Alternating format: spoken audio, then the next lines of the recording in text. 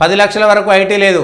Budget ఉంది కదా, ఈ బడ్జెట్ సమావేశాల సందర్భంగా ఒక్కొక్కరి ఊహ ఏ విధంగా ఉంటుంది, ఇట్లా ఉంటే బాగుంటుందేమో, బడ్జెట్ ఇట్లా ఉంటే బాగుంటుందేమో అనేటువంటి అంశం పైన కొందరు ఊహలు. లేకపోతే ఎందుకంటే కేంద్ర ప్రభుత్వం ఇప్పటిదాకా గత 10-11 సంవత్సరాలుగా బడ్జెట్ ప్రవేశపెట్టినా కూడా ఇప్పటి వరకు ఏ రోజు కూడా ఏం చేస్తుందనేటువంటి విషయం ఎక్కడా లీక్ రాలేదు.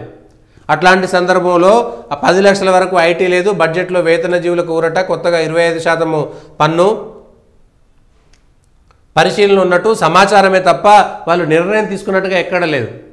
మోడీ సర్కారు తీసుకునేటువంటి నిర్ణయాల విషయంలో ఎక్కడ కూడా అది సాగట్లేదు ముందుకు. అంటే మీడియాకి లీక్ రావడం, గతంలో కాంగ్రెస్ ఇప్పటికి కూడా కాంగ్రెస్లో ఏదైనా నిర్ణయం ఉంటే మీడియాకి చాలా ముందుగా తెలుస్తుంది. అవన్నీ రాసిన తర్వాత అది ప్రెజర్గా మారిపోతుంటుంది. కానీ మోడీ సర్కార్ వచ్చిన తర్వాత ఏ నిర్ణయాలు తీసుకున్నా అత్యంత కీలకమైనటువంటి నిర్ణయాలు అత్యంత గోప్యంగా మాత్రమే జరుగుతున్నాయి. అది ఎటువంటి ఇబ్బందులకు లేకుండా, ఎటువంటి తప్పుడు సమాచారం వెళ్లకుండా తగు జాగ్రత్తలు తీసుకునేటువంటి పరిస్థితి ఉంది. అట్లాంటి విషయాల్లో